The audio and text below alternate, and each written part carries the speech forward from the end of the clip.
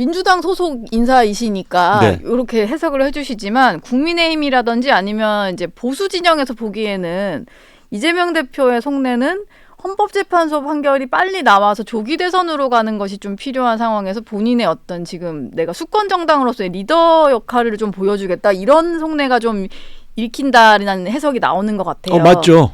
예, 그러다 네. 보니까 그런 얘기를 하는데 예. 이재명 대표는 계속 헌법재판소의 빠른 판단, 뭐 빠른 판단도 아니고 빠른 파면 절차, 그러니까 파면을 전제로 한 얘기를 계속해서 반복해서 하는데 그러다 보니까 이준석 개혁신당 의원 같은 경우는 이 대표 본인 재판의 신속 판결도 같이 요구를 하면서 그런 얘기를 해라 이런 말들이 좀 나오거든요. 이제 그거는 정치적 공방이고 예. 정치적 수사로는 그럴 수 있죠. 예. 이제 잠재적인 경쟁자들은 슬슬 이제 견제를 하는 이러저런 거예요? 견제를 할 수 있죠. 예. 그러나 지금 말씀드린 거는 우리 민주당이 회의를 통해서 공식적으로 결정한 내용을 제가 말씀드리는 거잖아요. 예. 그러니까 지금 민주당이 왜 이런 주장들을 하고 있는가에 대한 네.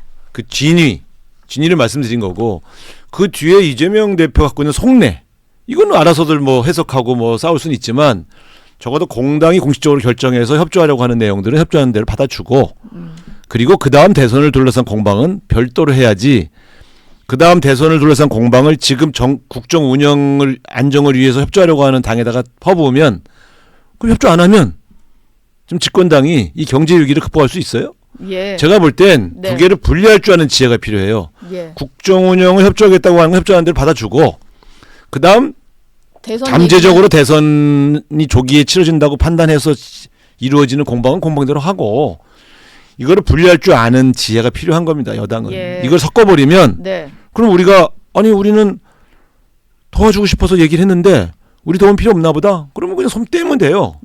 근데 지금 국회 다수당이 민주당인데 우리가 지금 대선에만 꽂혀 있다고 생각하십니까? 그렇지 않습니다. 우리도 국가를 운영해본 정당이고 이런 일이 얼마나 많은 국민들에게 피해로 돌아갈지를 두려워하는 정당이거든요. 그래서 예.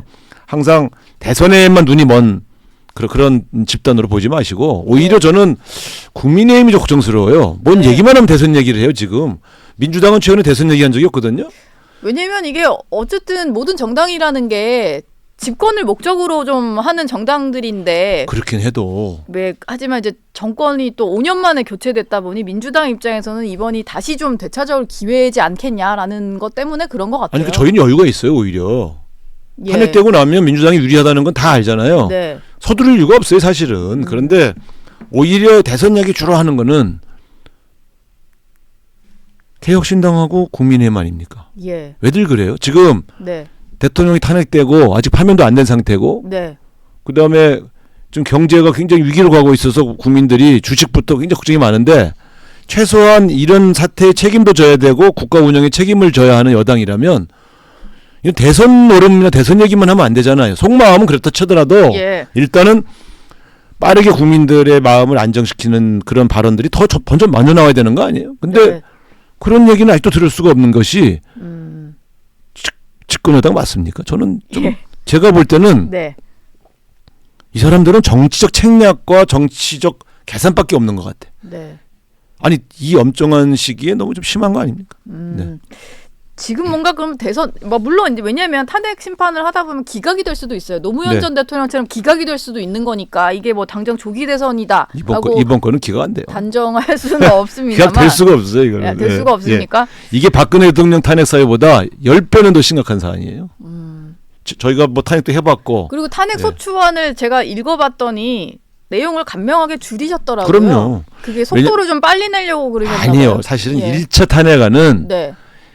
탄핵이 그러니까 계엄령이 선포된 다음에 그 다음날 바로 했잖아요. 예. 그래서 솔직히 말씀드리면 민주당 자체의 탄핵 소추안이라기보다는 조국 혁신당에서 이미 낸 거를 급하게 정리만 해서 내느라고 전체적인 내용의 정밀성을 가하기 어려웠던 측면이 있어요. 정리가 좀 덜 된 채로 좀 급하게 급했잖아요. 예. 제가 그래서 너무 급했다 이런 얘기를 한 게 네, 그러셨죠. 소추안조차도 이렇게 하루 만에 정리하기가 굉장히 어려웠어요. 예. 하루가 뭡니까? 몇 시간 만에 한 거니까. 네. 그러니까 그런데 일단은 그때는 워낙 엄중했고 급하니까 2차 때는 준비를 잘 했죠. 그래서 뭐 여러 가지 정치적 주장들을 걷어내고 정말 탄핵에 소추만 할 수 있는 사안들을 중심으로 냈지요. 그러니까 저거를 논의하는데 이렇게 오래 걸린지 잘 모르겠어요. 제가 볼 때는 되게 여러 사안을 놓으면 여러 가지를 심리해야 되잖아요. 그렇죠.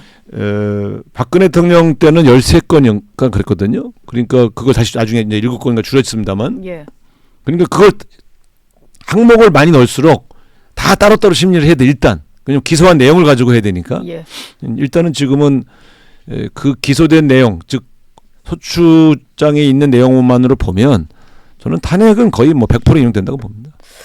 뭐 그러면 마지막 질문 하나 하고 네. 여기서 마무리 드리겠습니다. 뭐 왜 국민의힘이나 뭐 여권에서는 다 대선 얘기면 대선 생각만 하냐 뭐 이러시는데 지금 상황으로 봤을 때는 이재명 대표의 어떤 대권 가도에는 조금 속도가 나는 거 아니냐는 상황이긴 해요. 사법 리스크가 물론 다 해소된 건 아닙니다만 뭐 헌재 결정이 언제 나오느냐에 따라서 좀 달라질 수 있을 것 같은데 그럼 지금 상황으로는 이재명 대표로 민주당이 대선 치를 가능성이 좀 가장 높다 이렇게 보면 될까요? 유력하다고 봐야죠. 예. 그리고 지금은 국민의힘에 누가 나오든 이재명 대표가 만약에 민주당의 대통령 후보가 된다면 유리하다고 봐야죠. 이재명 대표가 받고 있는 수사도 있고 이미 유죄 판결이 1심이지만 나온 사건들이 있잖아요. 그럼에도 불구하고 민주당은 이재명 대표로 저는 결과적으로 2심 가서도 이재명 대표의 여러 혐의들이 무죄로 판결될 가능성이 높다고 하는 민주당의 판단을 존중하는데요. 예. 좀 믿고. 네. 어쨌든 결과적으로 이재명 대표가 사법 리스크로 아웃되기를 바랬던 국민의힘 의원들은 이걸 알아야 돼요. 윤석열 대통령이 이재명 대표 살려준 거잖아요. 그들의 주장대로라면. 예. 예. 그러니까요. 자기들이 살려주고서 뭘 욕을 해요. 예. 그러니까 그런 측면에서 보면 윤석열 대통령은 지금 판단 불능 상태예요. 제가 여러 번 얘기했지만 이번 계엄령은 자기들 판단으로는 이재명 대표는 이미 죽었다고 판단했잖아요. 그럼 이재명 대표를 겨냥한 게 아니고요. 한동훈 대표를 겨냥한 거예요. 네. 그게 황당한 사람이라는 거예요. 어떻게 자기 당 대표를 제거하려고 계엄령을 선포하냐고요. 그래서 저는 이분의 상태가 아주 안 좋다. 예. 근데 끝나고 나서 또 한동훈 대표를 괴롭히잖아요. 친윤들이. 저는 깜짝 놀랐어요. 왜냐하면 네. 2016년도에 박근혜 대통령을 도왔던 친박들은 최소한 6개월은 입 다물었어요. 예. 정말이에요. 네. 근데 이분들은 이 계엄령 같은 어마어마한 사건, 국회의장과 집권당 대표를 연행하겠다는 이 대통령에 대해서 무조건 지키려고 하잖아요. 저는 진짜 약간 소름이 돋아요. 역사 심판을 받을 겁니다.